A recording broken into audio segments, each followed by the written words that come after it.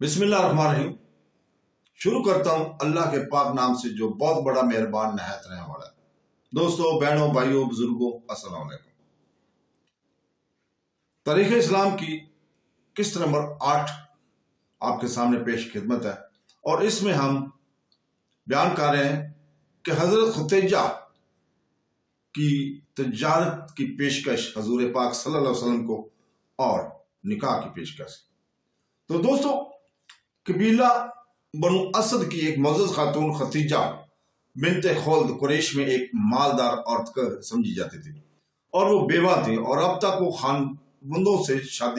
दो खामदों से शादी कर चुकी थी। इनके दूसरे खामद ने बहुत कुछ माल और असबाब छोड़ा था। खुतैजा अपने करिंदों के हाथ हमेशा शाम, इराक और यमन की तरफ माल और तजारत रवाना किया करती थी।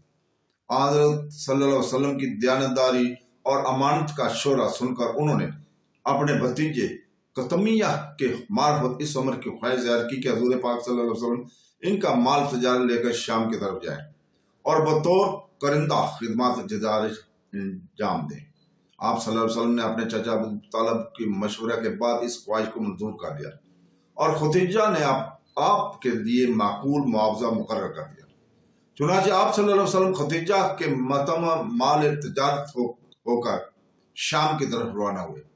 इस सफर में खुतैजा का गुलाम मैसरा और खुतैजा का एक अजीज खजीमा इब्ने हकीम भी हज़रत सल्लल्लाहु अलैहि वसल्लम के हमरा थे। ये तजारती काफिला जिसके हमरा आप सल्लल्लाहु अलैहि वसल्लम खुतैजा का माल लेकर रवाना हुए, मुल्क शाम में दाखिल होकर एक सुमा के करीब ठहरे। इस सुमा में एक राहब रहता था जिसका नाम नस्तवारा था। नस्तवारा ने हज़रत सल्लल्लाहु अलैहि वसल्लम को देखा तो अपने सुमा से बाज कुतुब समाविया लेकर आया। इसने आप सल्लल्लाहु अलैहि वसल्लम के पास आकर आपके जिस्म और चेहरे की देखभाल शुरू की। कभी आपको देखता, कभी कुतुब और समाविया को पढ़ता और मुकाबला करता।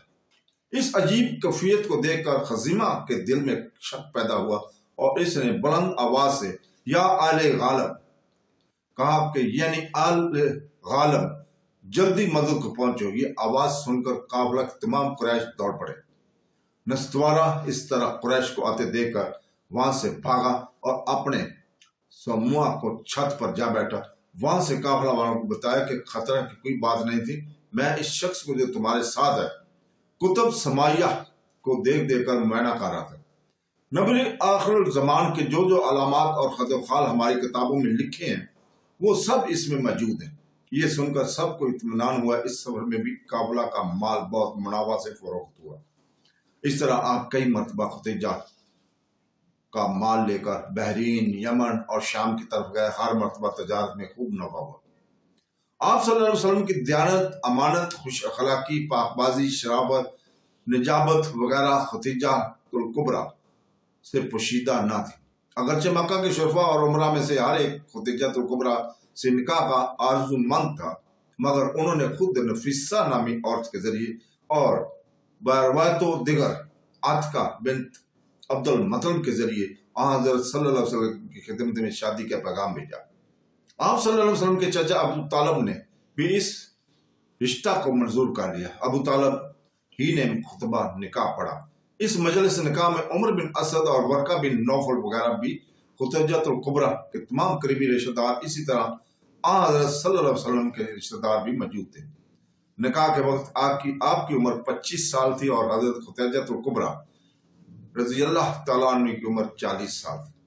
हजरत खुतैजातुल कुबरा के बतन से आप सल्लल्लाहु अलैहि वसल्लम के 3 बेटे और 4 बेटियां पैदा हुई। न सिर्फ मक्का मुकरमा बल्कि तमाम मुल्क अरब में आप सल्लल्लाहु अलैहि वसल्लम के नेकी, खुश अतवारी, दयानत, अमानत और रास्तबाजी की इस कदर शोहरत हो गई थी कि लोग आप सल्लल्लाहु अलैहि वसल्लम का नाम लेकर नहीं बल्कि सादिक और अमीन कहकर पुकारते थे। तमाम मुल्क अरब में एक आप सल्लल्लाहु अलैहि वसल्लम की जात थी जो अल सादिक या अमीन की मशारिया समझी जाती थी और इन्हें नामों के लोग आपको पहचानते और याद करते थे। इससे हिंदुस्तान में सोसाइटी के पेशवा और बड़ी मशहूर अंग्रेज औरत है, वो लिखती है कि पैगंबर आजम हजरत मोहम्मद सल्लल्लाहु अलैहि वसल्लम की जिस बात ने मेरे दिल में इनकी अजमत और बुजुर्ग कायम की है वो इनकी वो सिफत है जिसने इनके हम वतनों से अमीन बड़ा दयानत का खिताब दिलवाया। कोई सिफत इससे बढ़कर नहीं हो सकती और कोई बात इससे ज्यादा मसल्लम और गैर मसल्लम दोनों के लिए काबिल अतबा नहीं। एक ज़ात जो मुजस्समे सादिक हो, इसके इशराफ होने में क्या शक हो सकता है। ऐसा ही शख्स इस काबिल है कि पैगाम हक का हामिल हो। किसी पुराने जमाने में मुल्क अरब के बाद शख्सों ने मिलकर आपस में ये ऐद किया था कि हमेशा मजलूम की तरफदारी और जालिम का मुकाबला करेंगे। इस जमात में जिस कदर अशखास शामिल थे, इत्तफाकन इन सब के नामों में फजल का लफ्ज आता था, इसलिए इनके इस ऐद को हल्फ फजूल के नाम से तबीर करने लगे। ये जमात आप मुल्क अरब में बाकी ना रही थी, मगर इसका तज़किरा लोगों की जबान पर आ जाता था। हरब फज्जार के बाद हज़रत पाक सल्लल्लाहु अलैहि वसल्लम के चचा जुबैर बिन अब्दुल मतलब के दिल में ये तहरीक पैदा हुई कि इस तहरीक को फिर असर नौ ताज़ा किया जाए। चुनांचे बाज़ अशख़ास ने अब्दुल्ला बिन जद्दान के मकान पर जमा होकर कसम खाई कि हम हमेशा जालिम का मुकाबला और मजलूम की मदद करेंगे। इस किस्म की हज़रत सल्लल्लाहु अलैहि वसल्लम जो इस जमाने में लड़के ही थे, शरीक थे, अब जबकि आप सल्लल्लाहु अलैहि वसल्लम जवान हो गए तो आपने अक्सर कबीलों के सरदारों और समझदार लोगों को मुल्क की बदअमनी, मुसाफिरों के लुटने, ज़ईफों और गरीबों और जबरदस्तों के अमीरों के हुक्म करने का हाल बयान फरमाकर इन सब बातों को इस्लाह के लिए आमादा किया। बिलाखिर एक अंजुमन कायम हो गई जिसमें बनु हाशिम, बनु अब्दुल मतलब, बनु असद, बनु ज़हरा, बनु तमीम शामिल हुए। मगर इस अंजुमन की हर एक मेंबर को यह इकरार करना पड़ता था कि नंबर 1 हम मुल्क से बदअमनी दूर करेंगे, नंबर 2 मुसाफिरों की हिफाजत किया करेंगे, नंबर 3 गरीबों की इमदाद किया करेंगे, नंबर 4 जबरदस्तों को जुल्म करने से रोकेंगे। इस अंजुमन के जरिए अल्लाह की मखलूक के बहुत कुछ नफा पहुंचने लगा था। ज़माना नबूवत से भी आप सल्लल्लाहु अलैहि वसल्लम फरमाया करते थे कि अगर आज भी कोई इस मुआहदा के नाम से मुझको बुलाए और मदद तलब करे तो मैं इसका जवाब दूंगा। खाना काबा में किसी बद एहतियाती के सबब आग लग गई थी, जिसके सदमा से दीवारें भी जा बजा शक हो गई थी। कुरैश ने इरादा किया कि इस इमारत को मदम करके फिर असर नौ तबीब किया जाए। इस राय पर तो सबको इत्तेफाक हो गया, लेकिन खड़ी हुई इमारत को मदम करने पर कोई आमादा ना होता था। सब डरते थे कि आखिर सरदार कुरैश में से वलीद बिन मुगीरा ने इस काम को शुरू कर दिया। फिर रफ्ता रफ्ता तमाम कबाइल इस काम में शरीक हो गए। इसी जमाने में बंदरगाह जद्दा के करीब एक जहाज टूट कर नकारा हो गया था। इसका हाल मालूम हुआ तो कुरैश ने अपने मोतबर आदमियों को भेजकर इस जहाज की लकड़ी खरीद ली और कार आमद लकड़ी ऊंटों पर लाद कर मक्का में ले आए। ये लकड़ी खाना काबा की छत के लिए खरीदी गई थी। काबा की दीवारों को मदम करते हुए जब तमीर इब्राहिमी की बुनियाद तक पहुंचे तो फिर तमीर शुरू कर दी गई। क्योंकि छत के लिए पूरी लकड़ी ना थी, इसलिए खाना काबा को इब्राहिमी बुनियादों पर पूरा तमीर नहीं किया गया, बल्कि एक तरफ थोड़ी जगह छोड़ दी। अब तमीर बुलंद होते होते इस मुकाम तक पहुंच गई कि हजर असवद रखा जाए। कबाइल कुरैश में एक सख्त फसाद और जंग अजीम के समान पैदा हो गए। ये झगड़ा इस बात पर हुआ कि हर एक कबीला का सरदार ये चाहता था कि हजर असवद को मैं अपने हाथ से रखूं। कबाइल में एक दूसरे के खिलाफ जिद पैदा हो गई और हर तरफ से तलवारें खींच गई। बनु अब्दुल्दार मरने और मारने पर कसम खा बैठे। इस झगड़े में 5 रोज तक तमीर का काम बंद रहा। आखिर कबाइल कुरैश खाना काबा में जमा होने और एक मजलिस मुनक्कद हुई। इस मजलिस में अबू उमैया बिन मुगीरा ने तजवीज पेश की कि जो शख्स सबसे पहले खाना काबा में दाखिल होता हुआ नजर आएगा, इसी को हुक्म मुकर्रर किया जाएगा और वो फैसला करे। सब इस पर रजामंद हो जाएंगे। लोगों ने निगाह उठाकर जो देखा तो हजूर पाक सल्लल्लाहु अलैहि वसल्लम दाखिल हो रहे थे।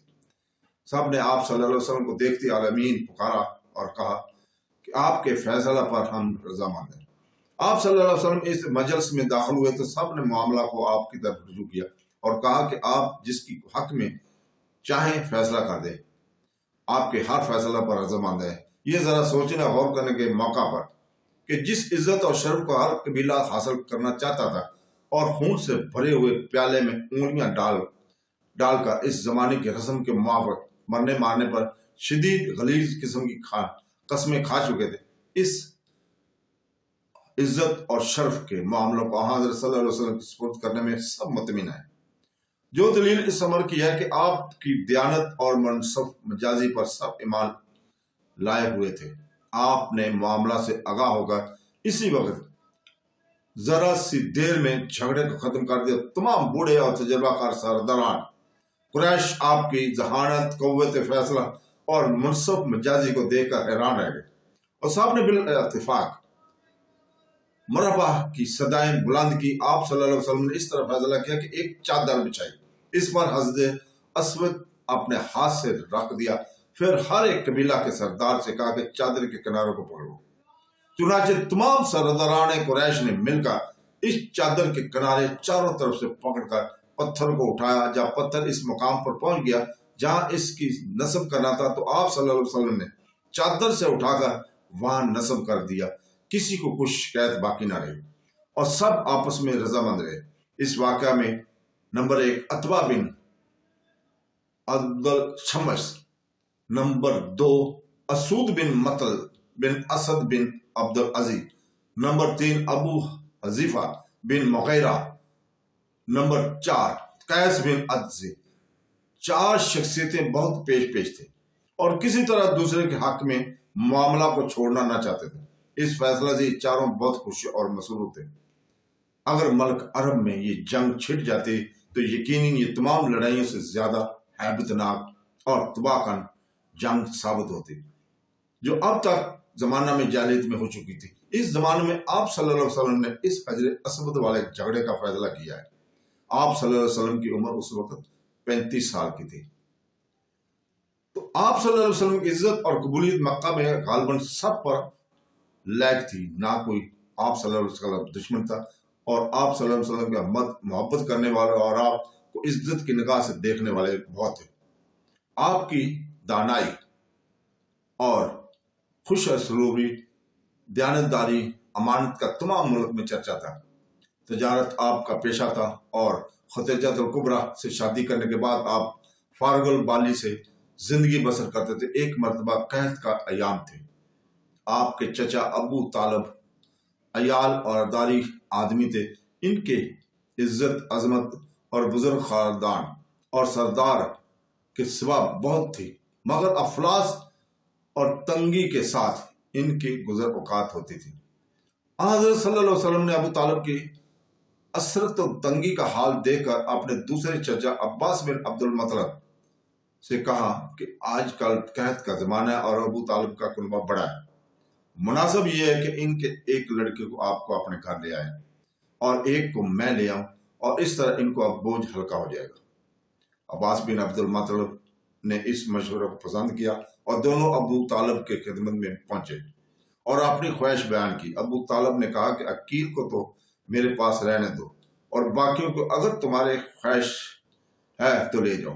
چنانچہ جعفر بن ابو طالب کو عباس بن عبد المطلب اپنے گھر لے گئے اور علی بن ابی طالب کو حضور پاک صلی اللہ علیہ وسلم اپنے گھر لے آئے۔